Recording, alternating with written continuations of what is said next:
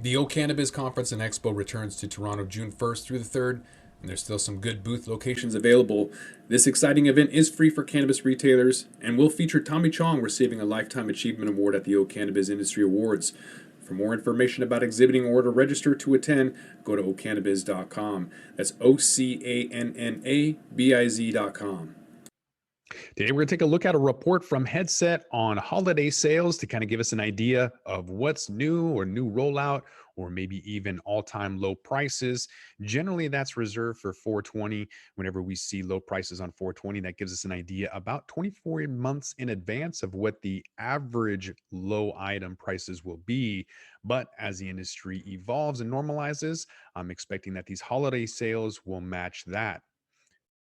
Welcome back to the Talking Hedge. I'm Josh Kincaid, capital markets analyst and host of your cannabis business podcast.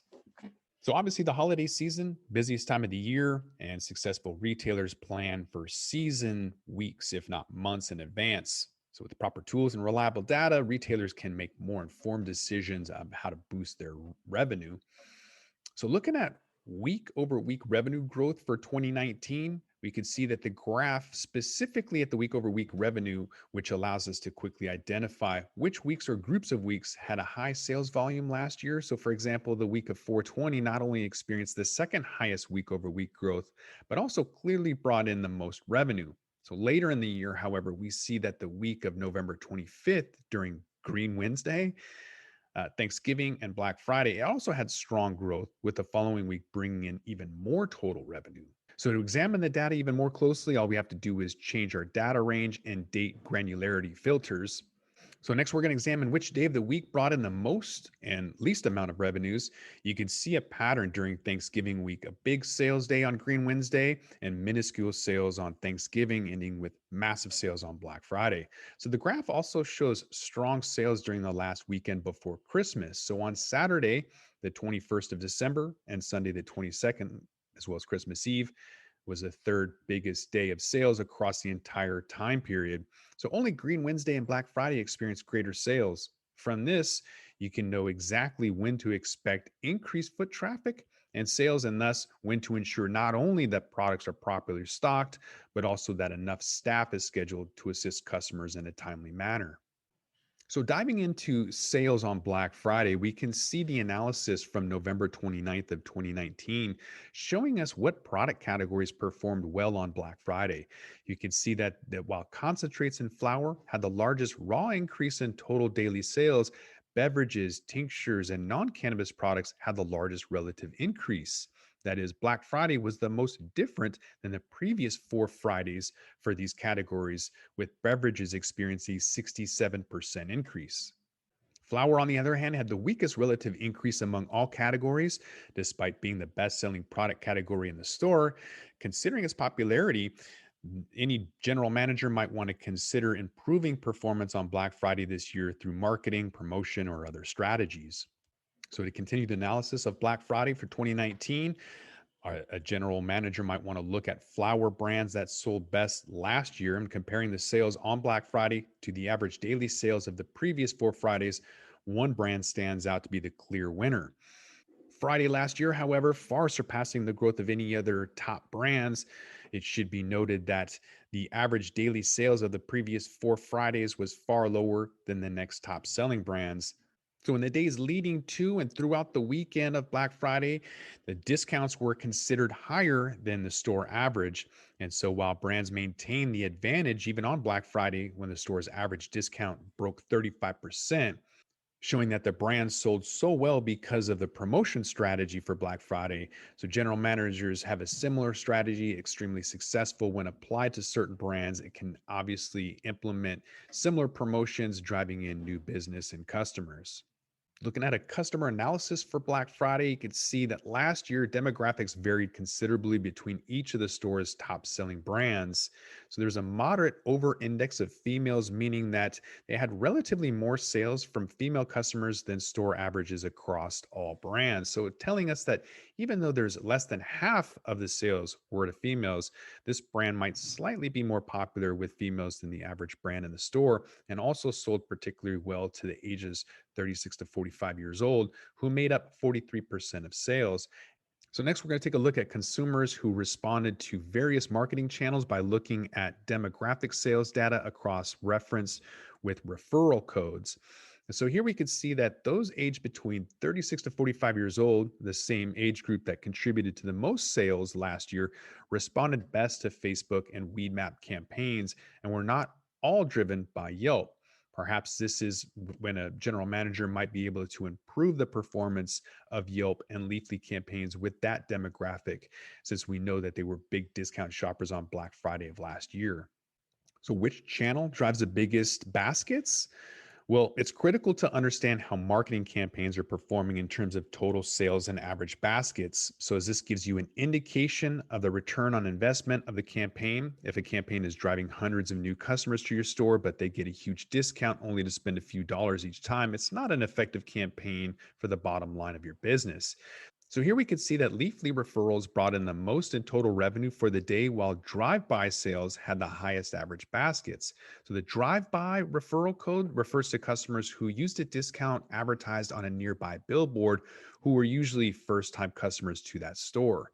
For Black Friday this year, a general manager could prioritize marketing strategies that will increase average basket size to further increase revenues on the busiest day of the season.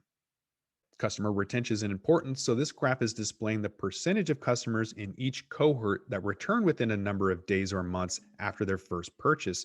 So, for example, the retention rate in month one is a percentage of customers that return to the store within the first month of their purchase, and retention at rate two is a percentage of returning within 2 months, and so on. So, this information identifies which referral source are successful in attracting customers long term. And so, while all marketing channels performed fairly similarly, we could see that Yelp had slightly stronger retention performance through the first 2 months than other channels. In the 8 to 10 months after purchase date, however, both Weedmaps and Yelp were still showing higher rates of retention than other channels, meaning that we could feel comfortable investing slightly more in Yelp and Weedmaps, knowing that they lead to a greater sales in the long run. So while there may be some level of uncertainty is always going to exist when planning future promotions, these analyses should arm your general manager with data to drive and support decisions in making the 2020 holiday season even more profitable than last year.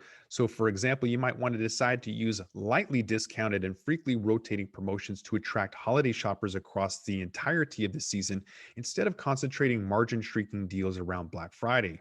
So given that what we've learned with the sales in flower, you might want to utilize a cross-category promotion to encourage customers to add flower to the baskets. It could be something like a 10% discount off an eighth of their choice when they purchase a beverage or other high-margin product. So for a GM to understand how well each referral source is performing, you know to use the marketing channels to drive larger baskets and even consider offering a discount like 15% off any basket over $60 to further encourage customers to purchase more in a single transaction. So a GM can also use customer analysis module to dive deeper into customer demographic data.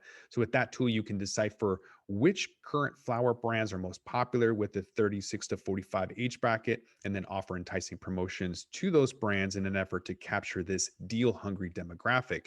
So now you know that the younger customers responded best to Weed Map promotions last year, and thus to promote flower brands that are popular with such customers on that channel.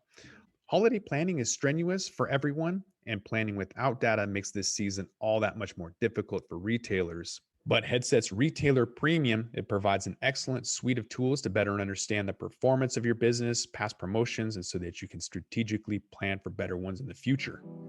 With that, we're going to roll this one up. I'm Josh Kincaid. This is The Talking Hedge. Don't forget to like, share, and subscribe, or don't, and I'm out.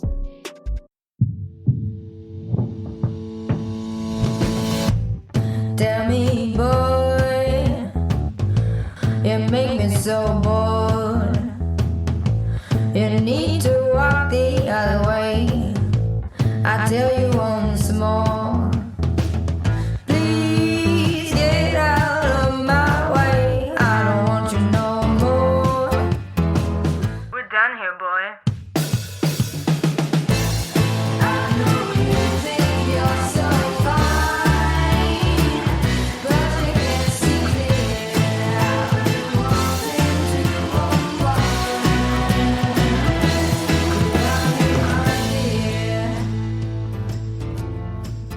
Hi, my name is Kira Reed, and I'd like to invite you to be inspired by the women who are leading in the cannabis industry. Each week, we will discuss empowerment, leadership, and what it means to be a woman in charge in marijuana, hemp, and CBD. As the founder of the Women Empowered in Cannabis community, I have had the great pleasure to get to know many brilliant and talented women who are CEOs, executives, politicians, advocates, and community leaders that are focused on creating a cannabis economy that is just, fair, and equal. We'll learn how these women make decisions, how they navigate a predominantly male industry, and what they're doing to level the playing field for women. I hope you'll join us.